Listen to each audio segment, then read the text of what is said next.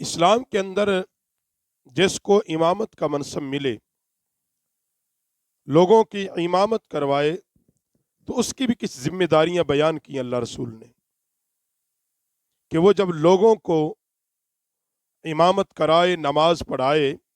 تو کس طرح پڑھائے، کتنی چیزوں کا خیال کرے۔ اب ہمارے ہاں بعض دفعہ ایسا ہوتا ہے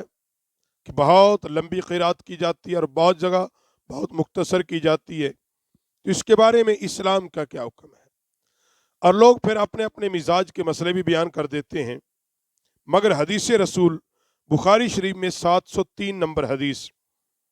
حضرت ابو ہریرہ رضی اللہ تعالیٰ عنہ روایت کرتے ہیں کہ رسول اللہ صلی اللہ علیہ وسلم نے فرمایا، جب تم میں سے کوئی لوگوں کو نماز پڑھائے تو مختصر پڑھائے۔ پہلی بات، جب تم میں سے کوئی لوگوں کی امامت کرے، نماز پڑھائے تو مختصر پڑھائے۔ بے شک ان میں بیمار، کمزور، بوڑھے ہوتے ہیں۔ پیچھے نماز پڑھنے والوں میں کوئی بیمار بھی ہو سکتا ہے، جسمانی اعتبار سے کمزور، بوڑھے بھی ہوتے ہیں۔ اور جب تم میں سے کوئی اکیلا اپنی نماز پڑھے تو جتنا چاہے لمبا کر لے، اب پابندی نہیں ہے، جتنی مرضی لمبی نماز پڑھ لے اکیلا، مگر جب لوگوں کو پڑھائے تو خیال کرے، کیونکہ اس چیز کا بھی خیال کرے کہ لوگ کاروبار دکانیں بند کر کے آئے ہیں، کوئی اپنی مالک سے چھٹی صرف نماز کے لیے لے کے آیا ہے۔ یہ امام کی ذمہ داری ہے کہ اتنی لمبی نماز پڑھا دے، دوبارہ لوگ کہیں اس کے پیچھے نماز نہیں پڑھنی میں نے، یہ بہت ٹائم لگاتا ہے۔ مالک کہے میں نے اس کو چھٹی نہیں دینی، بھائی تو گیا 10 منٹ کی چھٹی لے کے آدھا گھنٹہ لگا کے آ گیا ہے، یہیں پہ پڑھ لے۔ تو جماعت جب کرایا جائے تو اس چیز کا دھیان پورا رکھا جائے، اور اس کا نبی علیہ السلام نے حکم دیا ہے۔ حضرت ابو ہریرہ ہی روایت کرتے ہیں، ابن ماجہ کے اندر حدیث ہے، رسول اللہ صلی اللہ علیہ وسلم نے فرمایا، امام سے آگے مت نکلو۔ یہ ہے مقتدی کی ذمہ داری کہ جب تم امام پیچھے نماز پڑھ رہے ہو، امام سے آگے مت نکلو۔ ابھی امام نے نماز شروع نہیں کی، پہلے ہاتھ باندھ دیے، امام رکوع میں گیا کوئی نہیں، پہلے ہی پڑ گئے جی، امام سجدے میں گیا کوئی نہیں، پہلے ہی سر سجدے میں گیا ہوا ہے۔ نبی علیہ السلام نے منع فرمایا، حضور نے فرمایا امام سے آگے مت نکلو،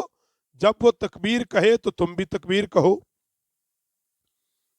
جب وہ وَلَضَّالِّینَ کہے تو تم آمین کہو، جب وہ رکوع کرے تو تم بھی رکوع کرو، اور جب وہ سمیع اللہ لمن حمیدہ کہے تو تم ربنا، یعنی یہ مقتدی کی ذمہ داری ہے، جب اس نے کہا پیچھے سے امام کے، اب امام کی پوری اقتداء کرے، پوری اتباع کرے، اپنی مرضی سے نہیں چلے۔ حضرت انس پاک فرماتے ہیں، مسلم شریف کے اندر حدیث ہے کہ ایک دن نبی علیہ الصلوۃ والسلام نے ہمیں نماز پڑھائی، جب آپ نماز پڑھ چکے تو ہماری طرف رخ انور پھیر کر بیٹھ گئے، فرمایا لوگو میں تمہارا امام ہوں، رکوع میں مجھ سے آگے مت نکلو، اور نہ ہی سجود میں، اور نہ ہی قیام میں، اور نہ ہی سلام پھیرنے میں تمہیں اپنے آگے سے بھی دیکھتا ہوں، پیچھے سے بھی۔ نبی علیہ السلام نے منع صحابہ کو کیا، میں تمہارا جب امام ہوں تو کسی بھی حوالے سے مجھ سے آگے نہ نکلو، نہ رکوع میں، نہ سجود میں، نہ سلام پھیرنے میں۔ یہاں تو بھائی ابھی امام سلام پورا پھیرتا نہیں، لوگ پیچھے پہلے ہی پیچھے بیٹھے ہوتے ہیں۔ تو یہ بڑا باریک مسئلہ ہے، بڑا باریک مسئلہ ہے، اس کو سمجھنے کی کوشش کریں۔ یہ مقتدیوں کی یہ ذمہ داری بیان کی ہے۔ اور پھر حضرت رسول اللہ صلی اللہ علیہ وسلم ایک مرتبہ مدینہ منورہ کے نواحی علاقے میں تشریف لے گئے، حضور کہیں تشریف لے گئے، نماز کا ارادہ فرمایا، لوگوں کو دیکھا کہ وہ نماز پڑھ چکے تھے، یعنی جماعت ہو چکی تھی، نماز ہو چکی تھی، تو آپ اپنے کاشان اقدس کی طرف مڑ گئے، اپنے گھر والوں کو اکٹھا کیا اور ان کے ساتھ نماز پڑھی۔ یہ نبی علیہ السلام کا یہ بھی عمل کہ لوگ نماز پڑھ چکے تھے تو آقا علیہ السلام اپنے گھر میں واپس پلٹے، تو یہ اس کی جو حکمت تو کچھ اور ہے، مگر اس میں جو ایک شرح لکھی ہے محدثین نے، اور اس میں سے ایک مسئلہ جو نکالا ہے کہ آدمی اب مسجد میں گیا، جماعت ہو چکی ہے تو وہاں بھی پڑھے تو اس کی جائز ہے۔ تو اگر گھر میں کچھ لوگ ہیں جنہوں نے ابھی نماز نہیں پڑھی تو گھر میں بھی وہ جماعت کو قائم کر سکتا ہے، وہ خود امام بن جائے، دو آدمی ہیں تو ان کو اپنے پیچھے کھڑا کرے اور نماز کو قائم کر دے، تو اس کو با جماعت نماز کا ثواب مل جائے گا۔ یہ ان لوگوں کے لیے بھی ہے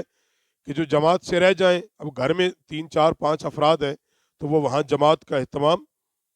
کر سکتے ہیں۔ تو ایک مرتبہ زوجہ رسول حضرت میمونہ رضی اللہ تعالیٰ عنہ کے ہاں رات ٹھہرا، اور وہ ان کی خالہ تھی۔ حضرت عبداللہ بن عباس فرماتے کہ میں ان کے ہاں ٹھہر گیا کیونکہ وہ میری خالہ تھیں، اور میں تکیہ کی غرض سے پر سویا، رسول اللہ صلی اللہ علیہ وسلم اور ان کے گھر والے تقیے کے طول پر سوئے۔ رسول اللہ صلی اللہ علیہ وسلم آدھی رات تک سوئے رہے، اس سے تھوڑا پہلے، اور پھر آقا علیہ السلام جاگے اور چہرہ اقدس ہاتھ کے ساتھ نیند کے آثار کو ملنے لگے، اور پھر نبی علیہ السلام سورہ آل عمران کی آخری 10 آیتیں تلاوت فرمائی، اور حضور علیہ السلام لٹکے ہوئے مشکیزے کی طرف چلے گئے اور وضو فرمایا اچھی طرح، اور پھر آقا علیہ السلام کھڑے ہو گئے۔ تو یہ حضور علیہ السلام کی